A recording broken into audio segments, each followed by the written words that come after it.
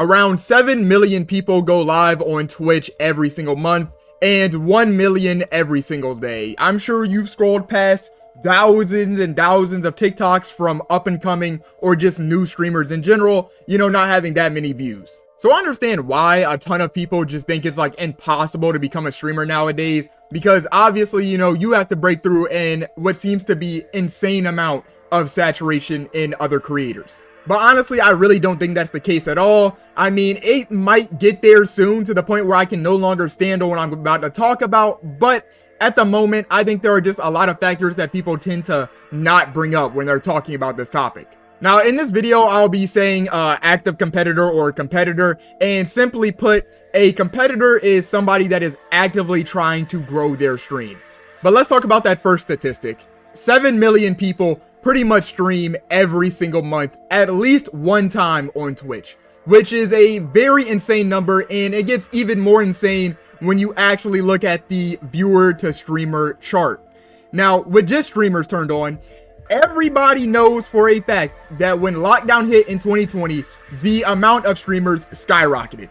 I mean, the amount of streamers practically doubled overnight, and millions of new people learned about Twitch and saw the Twitch clips that came out of these streams. But if we turn on the viewer statistic here, you will see that the viewers also doubled and followed a pretty similar trend as the amount of streamers did, which is really not a good thing, because preferably for Twitch and for streamers, the amount of viewers should have like skyrocketed instead of just like doubling or tripling. It should have been like 5 to 10 times more people coming to watch Twitch.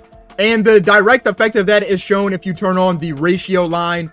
Here you see like 2017, 2018, the ratio for viewer to streamer count was like 30. So for every one streamer, there was like 20 possible viewers or 30 possible viewers. And that line just kept declining, meaning there was more streamers, but not enough viewers to keep up with the supply. Which is exactly why many people believe that the sole reason that streaming is oversaturated is because of the amount of streamers that they tend to see. But if you really go and look at what a lot of these guys are doing, you will start to understand why I don't believe it's as saturated as people say. Like, if you just take a look at a lot of the people that are streaming Call of Duty Warzone right now, 30,000 live viewers, right, on Warzone alone, which is, not like one of the biggest categories on Twitch, but it is one of my better examples for this. If you just go through and kind of look through these streams, you will see that most of them are no face cam, most of them aren't talking, most of them really, if we just go to their channel, are not really trying to grow their stream.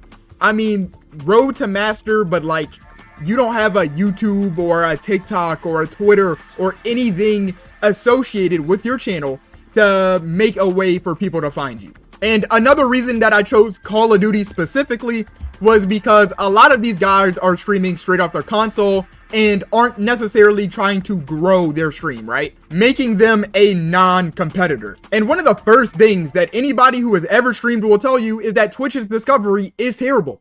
There's no way for me to find any of these guys' streams specifically unless I go and sort viewers high to low. They're not going to hit the recommended on the sidebar. You're not going to click a stream of somebody and it's going to recommend them, saying that other viewers of this channel watch them, because they don't have the viewer base. Most people simply aren't really, putting that much effort into their stream or trying to grow it. And that's one of the main reasons I feel like calling it oversaturated is kind of overstatement. And I get it, right? I don't have the streaming thing entirely figured out either, but at least I understand that people are not trying to watch some like mediocre gameplay in 480p with no commentary or anything. I mean, unless you're like literally Shroud with bad internet, I don't think you can get away with it. And I want to be very clear. I'm not saying this because they don't have viewership, right? It's not really about viewership. It's about effort. And you'll notice through all of this, I will never put effort and viewership on the same level. I do not think just because you have no viewers means you're not trying hard enough. That is not my message here. It's not what I'm saying.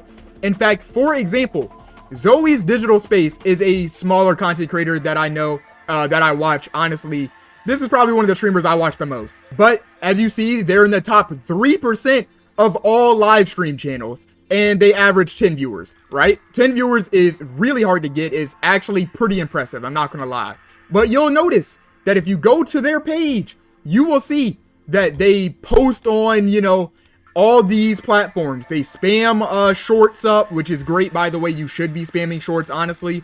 They post videos. They go out of their way to plan and make segments that will make for good YouTube videos and a good stream segment. They have sub goals, follower goals, the rules, about me, their YouTube, a Discord that's popping.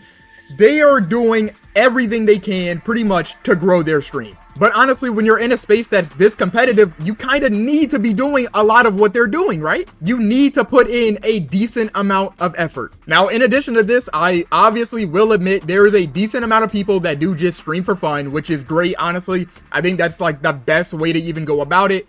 But they do fall into that category of non-competitors. Now, those who are trying and those who aren't still share one massive trait, and that is quitting.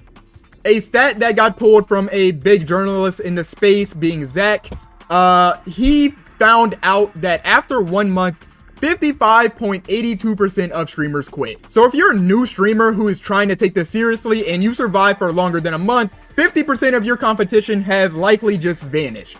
And again, at 6 months, over 70% of people have quit.